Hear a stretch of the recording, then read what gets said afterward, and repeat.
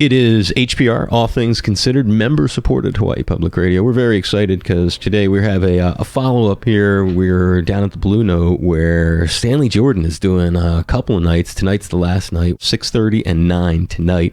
Show is something that features some local folks, and we're really thrilled because the last time he was in town, he came and did the Atherton Performing Arts Studio with us, and it was in 2016, and now we're following it up down at the Blue Note, and thank you so much, Stanley. Glad to be with you again, Dave. How you doing? I am doing great, and great to see you. How's things been in the 2.5 years since we last saw each other?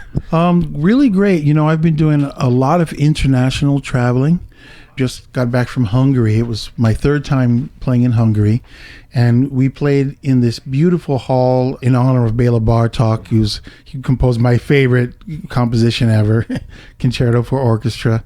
It was great to go there again. So, you know, I'll have a few years where I'll be going to one place a lot. Okay. So a few years back, it was Russia. Like for 5 or 6 years, I was going sometimes twice a year to Russia. And I just really enjoy the international tours. You know, I feel like it's a great blessing and opportunity to be able to travel around so much. It's a kind of a fringe benefit of what I do.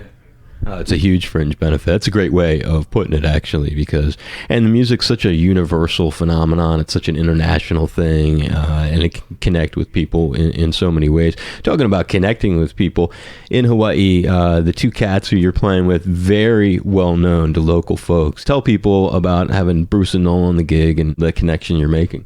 Well, you know, the very first time, I guess it wasn't the first time I ever performed in Hawaii, but the first time that I played here in a while, I wanted to do something a little different, and I asked around for recommendations of musicians, and I spent some time on it.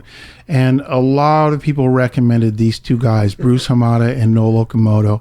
So they came very highly recommended, and I felt very good about having them in the trio. They're really fine musicians. They're great guys. It's part of connecting with the place, to play with musicians who know the area and people know them here. It makes me feel more connected to the community here. Bruce is just a monster, and Noel with a double bass. I mean, it was just crazy. You know, like Bruce, he plays the upright and he plays the electric. And some of the things that we do, like Stairway to Heaven, for example, which is a song that people think of in the rock genre, but I like how it sounds more with the upright bass. It just gives it such a bigger, more powerful sound, you know. So the fact that Bruce has got that kind of versatility, and Noel, he's such a master of taste. He always knows just what to do. You know, the role of the drummer is so important in terms of, you know, building, and then changing, transitioning to different sections. When he goes to the ride cymbal, then we're cruising along. You know, he just really knows how to complement the song.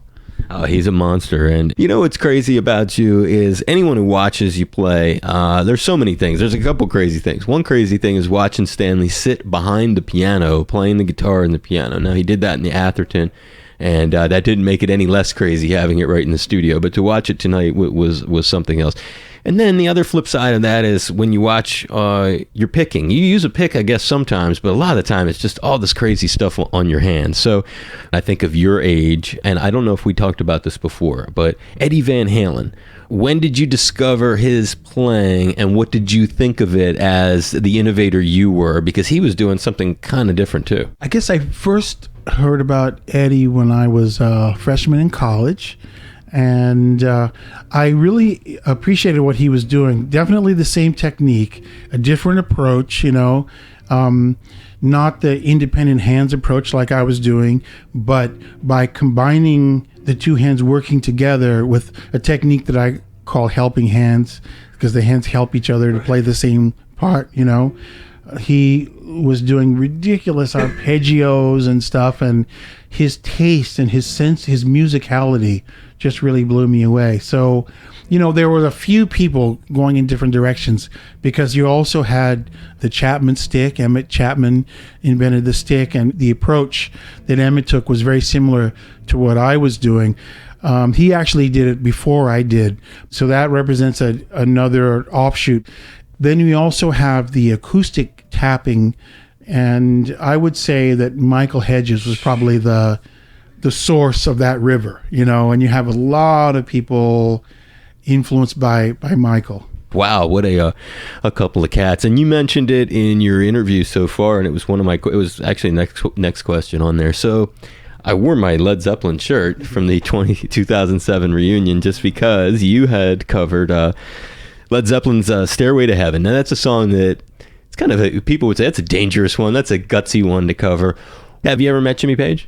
No, I haven't met Jimmy Page. Eddie Van Halen? Yes, we met. What was that like? Yeah, that was fun. We met at a thing with Les Paul. There's a film out called Les Paul. He changed the music, and there were a lot of guitar players invited to play on that. So Eddie was there, and I did this song, my song, Flying Home. I performed a solo version of that. You know, I'm really self-critical, but I thought that was one of my best performances ever of that song. And afterwards, Van Halen came up to me and he said, "Wow, I'm speechless. I just had no idea you were that good." And that was nice. I appreciated that because he had said something in a magazine about how I had kind of gotten away from the spirit of the music or something like that. And I don't know, it was based on not really having heard what I actually really do, you know. And of course I knew about him. I was a big fan, you know. That's really cool though that you've even gotten to interact. Final question. You've been so generous again at Stanley Jordan, and he's tonight 6:30 and 9 at the Blue Note. You've covered a lot of other people's stuff. Is there a person that you would like to collaborate with when you think of some of the great musicians that maybe you've never gotten to meet or that have inspired you, that we still have, that are still here in their physical vessel? Yeah, there are a lot of people I would love to work with if I had the opportunity. Stevie Wonder would be one. Cecil Taylor would be another one. Lorena McKinnon would be another one.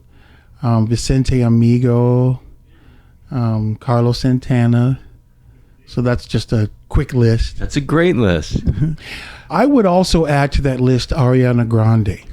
She is so talented, just ridiculously talented. And she's one of these artists who I think as she grows can embrace so many different dimensions of music. And you've seen things like Christina Aguilera collaborating with Herbie Hancock, you know.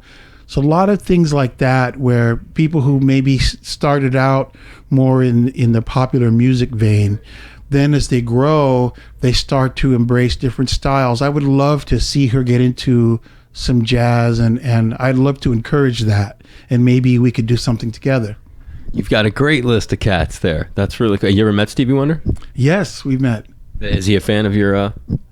I think so. I mean, actually, you know, we met when I was still a street musician. Because there was a guy, Edwin Birdsong, a vocalist, he saw me playing out on the street. And he actually brought me backstage because Stevie was setting up to perform somewhere in New York. I forget what venue. So he brought me backstage and I played for Stevie. This was before my record deals, before like everything.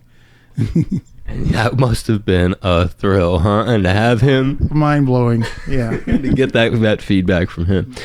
It's Stanley Jordan, and he's tonight at the Blue Note, 6:30 and 9, and our guest here on All Things Considered. I really, really appreciate it. I hope you had fun doing this. Thank you so much. Oh, thank you. I enjoyed speaking with you, Dave. Aloha, my friends. It's Stanley Jordan with you again on All Things Considered. This is Hawaii Public Radio. And you might remember when I've been on the show with my friend Dave Lawrence. Aloha, Dave.